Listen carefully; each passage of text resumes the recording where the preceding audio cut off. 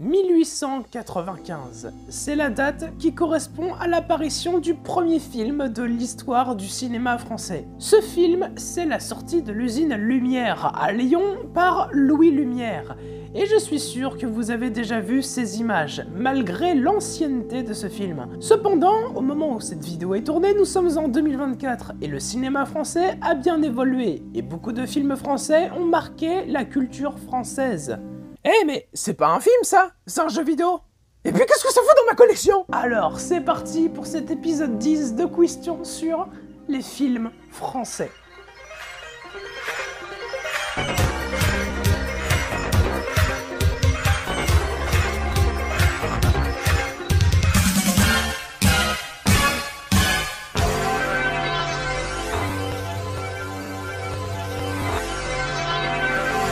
Allez, comme d'habitude, on commence doucement pour les premières questions. Quel acteur accompagne Louis de Funès dans le film La Grande Vadrouille? Michel Galabru, Bourvil, Jean Rochefort, Jean Gabin.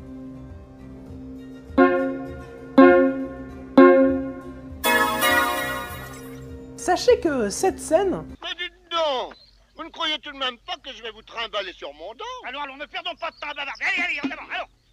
Eh bien, elle est totalement improvisée, et ça a tellement plu au producteur du film qu'il inclut dans le montage final. Et cette scène lui a tellement plu qu'elle est devenue l'affiche du film. C'est pas rien quand même. Sur quel groupe de musique danse Omar Sy dans Intouchable? Kool and the Gang, Fat Larry's Band, Earth, Wind and Fire, Commodores.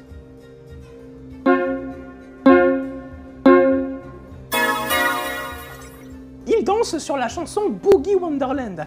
Un extrait. Pourquoi il n'y a pas d'extrait là? Ah oui!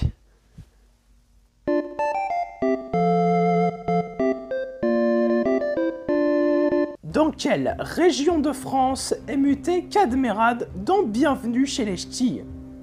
Dans le Grand Est, en Normandie, en Bretagne, dans les Hauts-de-France.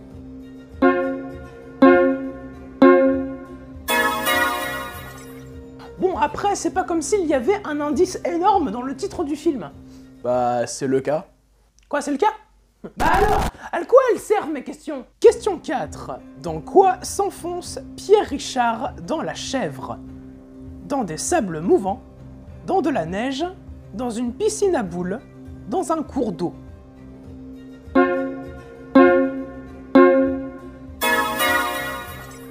Évidemment, c'est une scène iconique du cinéma français. Bon, tu comptes faire durer la blague encore longtemps? Ouais. L'humour, terre de contraste. Question 5. Dans Les Visiteurs, quel mot emploie Jacouille pour qualifier le postier? Mauresque, sarrasin, mahométan, inconnu.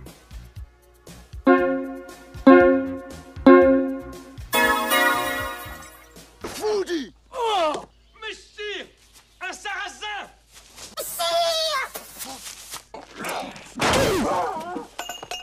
C'était malade!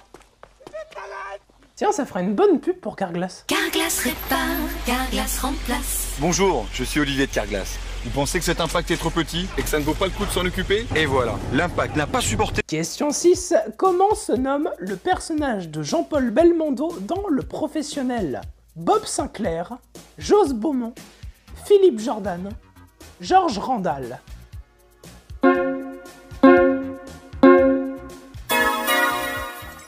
Jos Beaumont, espionnage et châtaigne. Question 7. Où se situe le quartier où travaille Amélie Poulain dans Le Café des Deux Moulins? La Goutte d'Or, les Champs-Élysées, Montmartre, le Marais.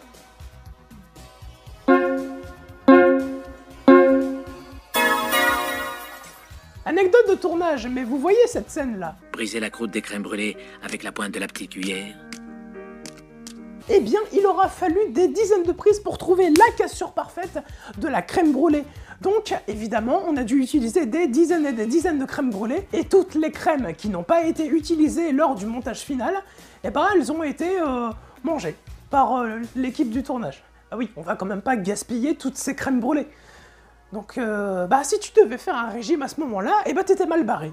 Question 8. Dans les bronzés font du ski, que met Marius dans la fondue?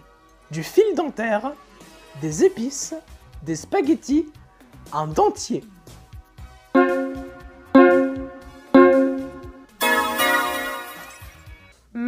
Bon appétit. Question 9. Qu'aime faire OSS 117 au petit déjeuner?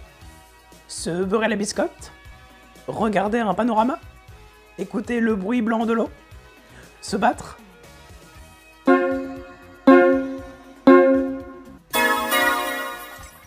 Ah, lui et moi, on est pareil. Moi aussi, des fois, le matin, j'aime tremper ma biscotte.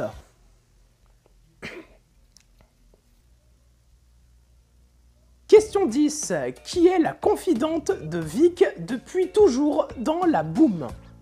Françoise, Pénélope, Poupette, Lydia.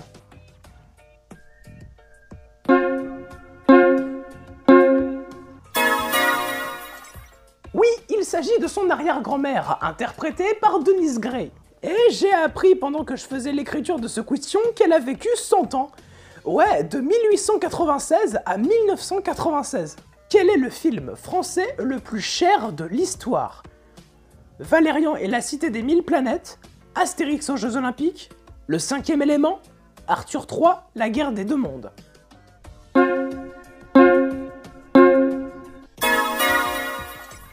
Petit coucou à Luc Besson, car dans le top 10 des films français les plus chers, il y a quand même 5 films de Luc Besson. Question 12. Dans le dîner de con, pour qui se fait passer Monsieur Pignon en téléphonant à Juste Leblanc?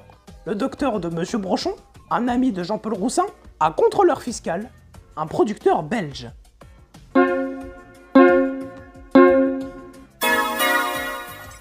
Il se fait passer en téléphonant à Leblanc pour un producteur belge, dans le but de savoir si la femme de Monsieur Brochon est chez Leblanc. Question 13. Quel est le modèle précis de la voiture utilisée dans la saga Taxi? Une Renault Clio 2, une Peugeot 406, une Peugeot 206 GTI, une Renault Mégane 1.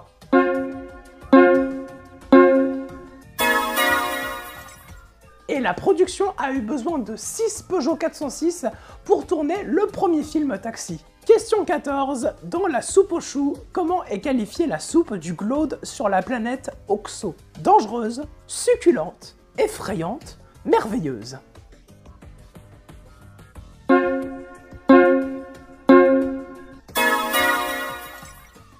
Elle a été jugée dangereuse. Dangereuse. Nous sommes arrivés à la question 15 et si vous ne connaissez pas encore l'émission, la question 15, c'est à partir de ce moment où la difficulté va un peu augmenter et vous n'aurez plus de propositions de réponses. Donc là, il va falloir vraiment se creuser les méninges. Allez, c'est parti pour les choses sérieuses. Dans le film Un Indien dans la ville, que signifie le nom Mimicicu?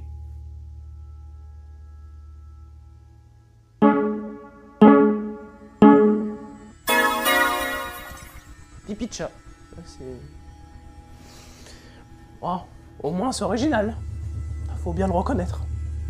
Bah, au moins je préfère m'appeler comme ça que m'appeler Gigix.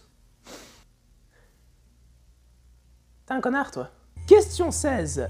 Quel film a valu à Coluche de décrocher un César en 1984?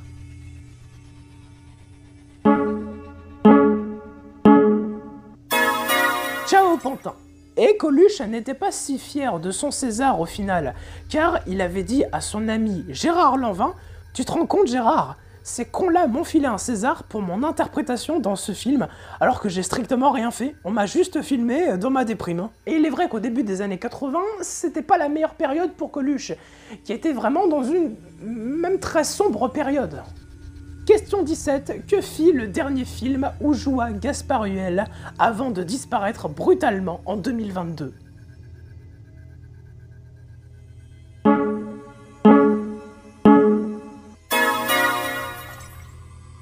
C'est l'ultime film où apparaîtra Gaspard Huel, décédé suite à un accident de ski à l'âge de 37 ans, et il avait reçu le César du meilleur acteur dans le film Juste la fin du monde, réalisé par Xavier Dolan, en 2016 dans le rôle de Louis. Question 18. Les cons, ça ose tout, c'est même à ça qu'on les reconnaît. Qui a signé les répliques cultes des Tontons Flingueurs?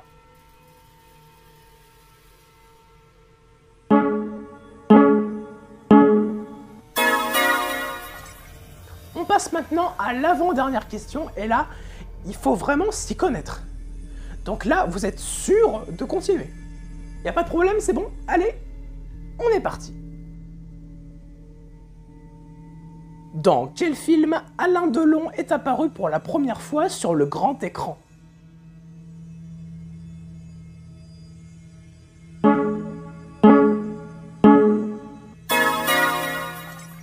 Le film est réalisé par Yves Allégret. Sorti sur les écrans en 1957, il s'agit du premier film d'Alain Delon, alors âgé de 21 ans. On arrive doucement à la question finale, alors accrochez-vous. Qui a réalisé le court-métrage français Pauvre Pierrot, considéré comme le premier film d'animation?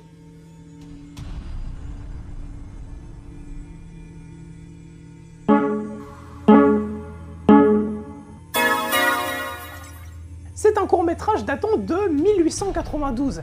Oui, un court-métrage encore plus vieux que le tout premier film du cinéma.